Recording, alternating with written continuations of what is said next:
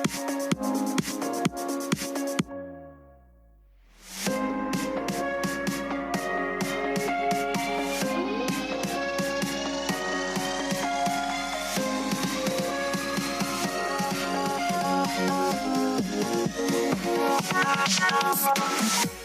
episode of the Pu'u Muay Thai podcast is brought to you by pmtlifestyle.com, authentic Muay Thai lifestyle by Pu'u. Definitely go check out the website at pmtlifestyle.com for some awesome lifestyle merchandise. That's for those of you out there either involved in Muay Thai, looking at getting involved in Muay Thai, and embrace a healthier lifestyle to live the life of a Nak Muay. Go check it out.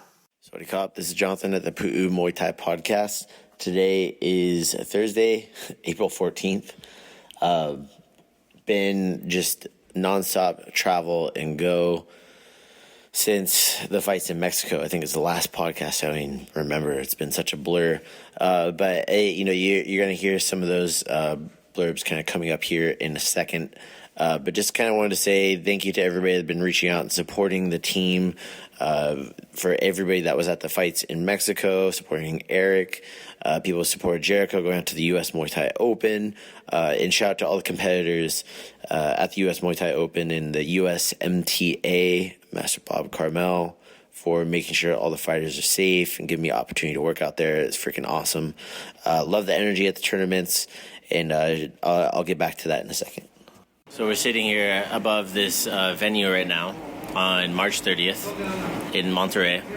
The place smells like shit, right? Literally. With Eric Adams, all right, in the warm-up room. It's hot as fuck. We're in the one place that doesn't have AC in the whole place, right? Yeah, it's like 3 stories above the venue. Yeah, shout out to the guy who just plugged up the sewage vent so that way it's not leaking into here with it's like hot, musty sewage air, right? Yeah, it's great. Pretty gross. So the venue is nice though, huh? The venue downstairs, yeah. Not the warm-up room. I mean, I've been in warm-up rooms, not that smell like this though, but that been like warm. It's like in the attic. Starting to leak out again, I think. Yeah, I know. You can smell. Yeah. So everybody's dropping those fat deuces from their lunchtime. Yeah. We'll fight number 5 tonight. Everybody's gonna start getting warmed up here in a second. I guess for everybody's out there, it's kind of just like time to focus, right? Yeah. There's always things that try to take you off, and you gotta just roll with it. Like they're starting the event an hour late. Not surprised, but also annoyed. But I also need to forget it. And I think people need to. Refocus. And other people need to understand that it's like we don't control that. The fighters don't control that. It's a promotion, the venue, all that stuff. So the late employees. Yeah. All the what? Late employees. Late employees, yeah. So having to go into that kind of deal is, when people ask you, like, fight week stuff, it's like, I don't control it. I know it's supposed to start around this time. I'm fighting number XYZ. They can end by knockout, so it leads up to me fighting sooner. Or the promoter holds off because they want more people to buy drinks. Like, we were talking about having, like, a drink counter, like, up on the wall. Like, hey, we're not starting the next fight until we sell X amount of drinks. I think they literally do that in secret, but... Where? At the last one, I think that's how they did it. Yeah, I think that's how it happened. Yeah. But, yeah, it's crazy, man. It's good. And we got somebody from Sweden here, too. English speaker is nice. Yeah, it's nice to always have that. But awesome. So we'll touch up again after the fight. See you later. I'm here in Monterrey, Mexico, with Eduardo Catarin from España, from Spain. Spain, yes, Spain. Spain. Yeah, what part of Spain? I'm from Almeria. It is in the south. Oh, okay. And then, so you're a professional fighter, yes? Yes. In Muay Thai? No, kickboxing. Kickboxing K1. Kickboxing K1, very popular in Europe. Yes, very good, because Glory Kickboxing and Fusion Live is the best. Yeah, Fusion, there used to be, it's Showtime before and everything, yes. Yeah. How long have you been training for? I am 9 years. 9 years, that's good. Yes. So how many fights do you have? 23. 23 fights? And 2 losses. 2 losses, and that includes amateur? Like C class, B class? Yes. Okay. I do 8 amateurs, and then I go to professional. Nice. Very fast, but was good. How old are you? What? What is your age? 8. 24. You're 24. 24, yes. I am young. What do you like about kickboxing? I like the intensity, the technique. It's very different. If you compare with Muay Thai, it's very different. Oh yeah, different style. Yes, Yeah. different style. Some similar but very different at the Yes, same time. exactly. Yeah. For you have a YouTube and Instagram. Yes, you have YouTube. How do people find you? Yes, Eduardo Catalin. Eduardo Catalin. I'll make sure to put a link in the show notes too, and I'll make sure to send to you too. Okay. Thank you. Make sure to go follow this guy. He's like, hey, where are you from? I appreciate meeting new people. Yes, me too. Because I'm traveling because I want to meet new people here in Mexico. Yeah. I visit. I think maybe more than 30 gyms in 2 months, and I will stay here 2 months more. 2 months more in Mexico? Yes, I like travel, meet people, training, learning of another coaches. So do you fight in Waco? Waco? W-A-K-O?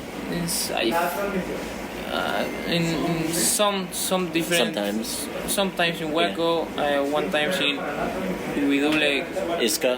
Isca, one time in Isca. I'm different association. Yeah, many. Yes, it's a lot. Yeah, there are a lot. Yes. Yeah. The same in the United States, many. But a lot of the same. One time I fight with a guy of United States. What's his name? John Pina. John Pena. That name sounds very familiar.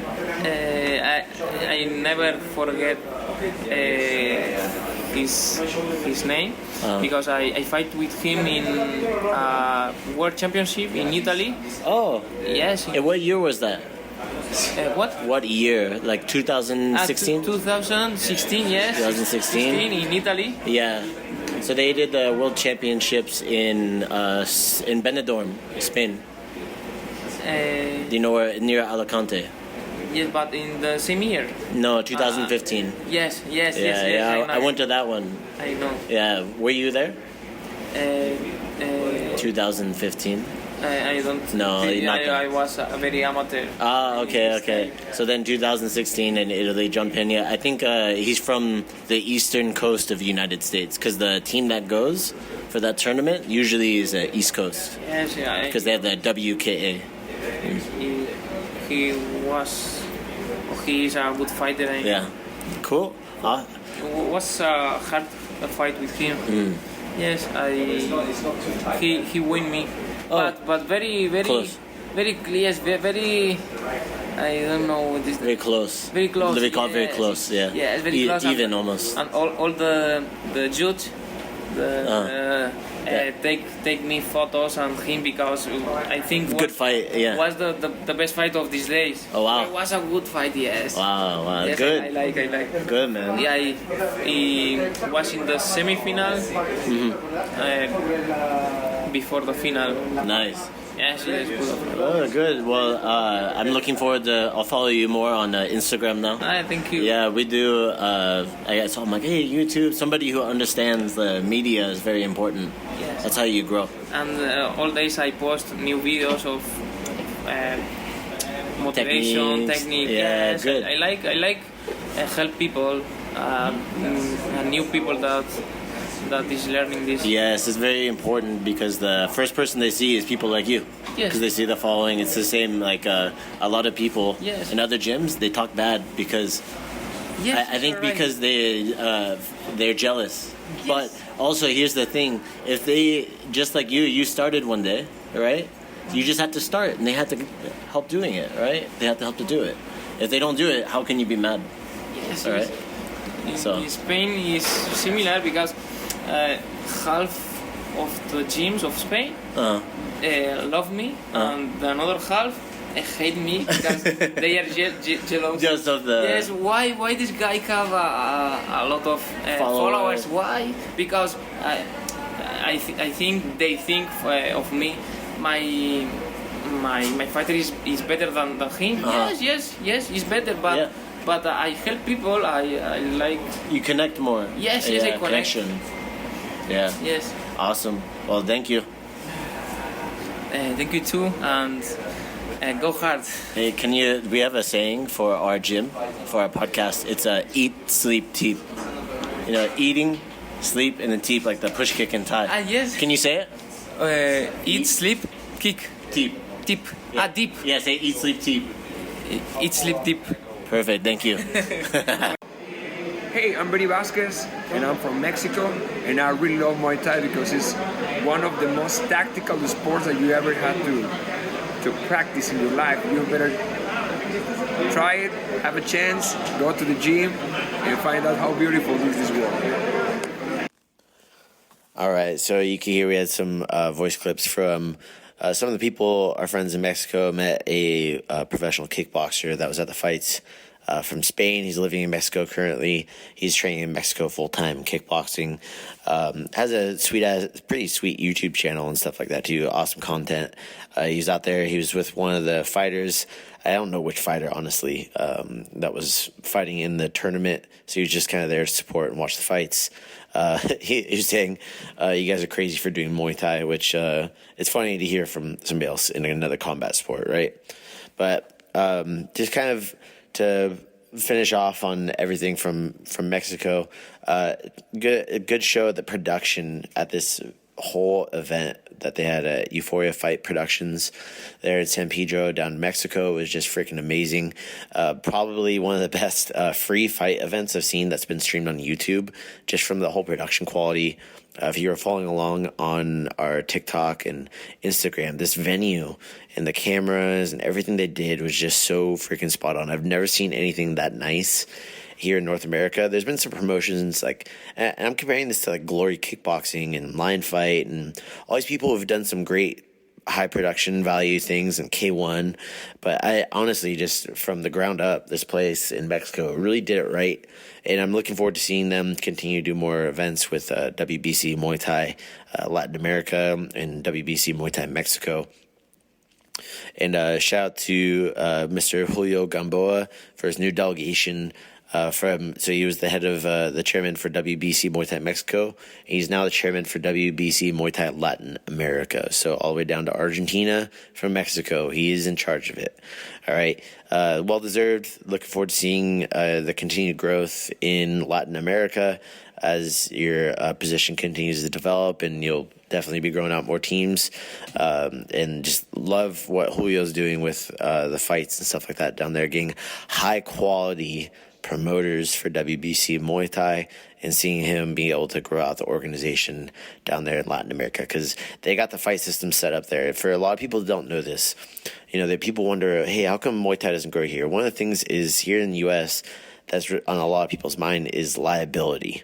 All right, liability, and that creates a lot of red tape in order to be able to have what we call sanctioned fight events. So for professional Muay Thai to happen, it has to be sanctioned by a professional sanctioning body or the law of the land. Majority of the time here in the United States, it is the law of the land we have to follow. And the law of the land, it has these boxing rules from the boxing commissions that have been established because boxing is so old in our country and Muay Thai is not. All right. So along with that, it makes it very difficult and very expensive for promoters. So like the production in Mexico, they could do all this production because the money that a promoter here in the U.S. would normally spend on the sanctioning, the doctors, all the liability insurance, and all these different things, these costs that we have to have two ambulances on site, which is expensive enough in itself. Most of the time, that's the reason why shows start late. But there, they had doctors and ambulance companies that sponsored the event and a lot of these other things, and they didn't have to pay them this money, right? So they could put that money back into the fighters' pockets and back into production to make it a high-quality, neatly packaged product. And you would not be able to tell that we were in Mexico. This place looked freaking awesome. It's been the same thing like across the world. I was in Wulanfeng, WLF, in Zhengzhou, China. Same thing. Complete shit show outside of the TV studio, but once you got inside, the production quality was just out of this world. So you don't see that here in the United States. It's funny, people call these countries developing or third world countries, but when it comes into stuff like this, they really got their shit together. All right. So with that, in Mexico, they've been doing boxing with WBC for a very long time. So they have the infrastructure for the officials. They have the boxing rings. They have the gloves. They just have to train the officials up on how to officiate for Muay Thai. So when it comes into record keeping and ranking, they know how to do it. So I'm calling it now. I've been talking about it quite a bit. And, these people that I'm going to mention too, I feel are going to be kind of like a catalyst for it too, just from my outside perspective. So with Thailand with shutdowns, a lot of people, usually they would go to Phuket. That was Southern Thailand was like the international fight circuit. There's Tiger Muay Thai, what's the other gyms that are out there, aka Thailand. There's quite a few training facilities out there that are international. They have MMA and Muay Thai. So now that a lot of that stuff had been closed down, they're starting to, obviously, we've talked about in the podcast before, is they're doing Muay Thai and MMA and all that stuff, mixed shows in the stadiums now. But I honestly have a feeling that with these people, they sold their gym in Thailand, Brooke and Eddie Farrell, and opened up Tulum Muay Thai. So it's funny connection with that stuff. I'll maybe talk about it another time. But, they're bringing in people from Phuket, Thailand that are fighting there professionally. This guy, Magnus, from Sweden, the crazy Viking. Shout out to Magnus for helping corner down in Mexico, by the way. It's great to meet you. Kind of going through, and they're bringing these high-level fighters from over the world that are usually in Phuket into Mexico. And they can do fights down in Tulum, Mexico. That's where they're located, Tulum Muay Thai. So he's actually doing fights at the end of May. We're actually looking at possibly bringing some people out to it. They're doing professional and amateur. So it's really, if you look at boxing here in the U.S., if you do amateur boxing, you go pro. Typically, you go pro in Mexico first because it's easier. It doesn't cost as much money. You're not going to get paid as much, but it allows you to get your feet wet, get your first few pro fights underneath you, and then you can ask for more money here in the United States because no one wants an 0-0 professional fighter here in the U.S. You're not getting paid enough to even cover your freaking medicals. So like, I'll give you $500, and your medicals cost $1,200, so you're automatically losing right out of the gate. Whereas in Mexico, they do all that stuff. They'll do blood work, they'll do like EKG, and a general physical. Right, and it's all included by the promoter typically. They do at the weigh-ins. So now that you have that, right, you can just go down there and go bang out some fights. You want to go fight, they don't need liability insurance.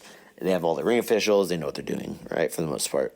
So it allows them to really just kind of kickstart things. It's not like here in the U.S. where you have to plan out months in advance to make sure you have enough money and that you're going to make enough money at the door. And all, it's hard to get sponsors. There, they have it already, right? So with these fights going on down there and them kind of starting to promote fights and the eyes they have on them from the Muay Thai community, I really feel like you're going to see more foreigners going to Mexico to fight professionally. I know there's a couple of American promotions that did it during shutdowns just because there was less COVID regulations. It's very funny going down to Mexico. Going to Mexico, they welcomed us with open arms. Coming back to the U.S., there's a bunch of red tape. And I'm an American citizen. It was a pain in the butt for me to get back to the U.S. So I thought that was interesting, just from like a American's perspective. It was never like that before, guys. I traveled all the freaking time. It was always easy to come back to our home country. But with all these COVID regulations and restrictions, Mexico doesn't have them. Literally, the president was said, I'm not going to sell my people out to big pharma. Wild times in Mexico, but kind of just seeing that grow and the availability for people to be able to travel there. It's easier for people to get work visas there. Like this guy Magnus was saying, he pretty much got a 3-year work visa with little to no effort. So Thailand, he's like, hey, it was very hard for him to get there. He's like, I want to be in a country where the country wants me to be there. And Mexico will definitely welcome people with open arms. There is downsides to it, though. There's some crazy violent fucking areas in Mexico. And it's like, you have cartels and stuff like that, too. I don't know much about it, so I'm kind of just talking just based upon my friends and students that have family in Mexico, and they're like, stay away from this part of Mexico, essentially. So, but with that kind of goes into that under-regulated thing, right? So that the same under-regulated thing that allows Muay Thai to happen allows stuff like that to pop off. But regardless, it's still pretty cool. And then fast forward, after we got back from the fights, kind of jump into our next topic here. I had my friends from Rico Steel Martial Arts. You may have seen them on TikTok and stuff like that with us. Shout out to Rico Steel and DH.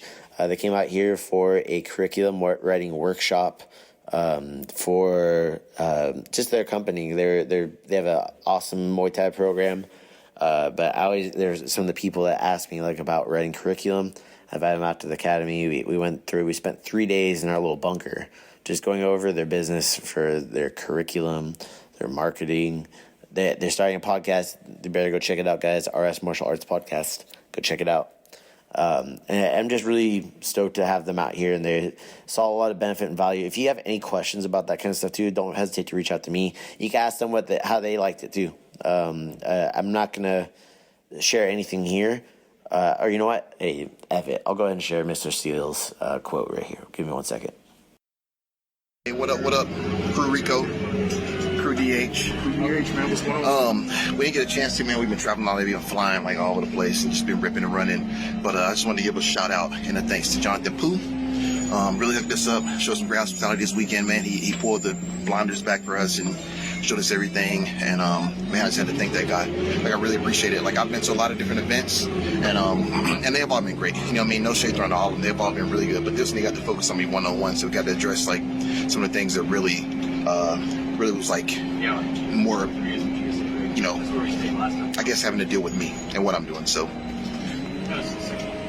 just recap of the weekend. It was great, man. Just trying to continue to grow the sport of Muay Thai in the United States. And this weekend was a great step in doing that, so that we can do that, our chapter here in Kansas. So appreciate it, Jonathan, man. Look forward to seeing you and your staff again very soon. All right, peace out. I'll let you later, brother. All right, so as you see, he's definitely saw the value in it. I was stoked to have him out here from Junction City, Kansas, out near Kansas City. Great to have those guys out here. Great energy, great vibes, and it's cool. And it's just I want to see Muay Thai grow, and a lot of stuff that gets taught in like Muay Thai and martial arts business, like it's common knowledge, right? But the thing is about how you present yourself and build your name and you build your character as a business and as a brand. So it's been really awesome to see. And again, I'm just grateful for you listening to this podcast. I have so many people like you that reach out to me, tell me that, hey, I listen to your podcast. I'm a big fan. They end up following us on Instagram. And I just really appreciate it. So shout out to you. If you're listening to this, please go leave a review. A written review on our podcast means the world to our team. All right. We have, I think we've had like close to 10,000 downloads on our podcast. But we only have like 2 or 3 written reviews. So if you can help change that, it would mean a lot to me. If you do, hit me up too. Send me a DM like, hey, I left you a written review. All right, I got something for you. I'll make sure to send something your way, or just give you a shout out. I appreciate it.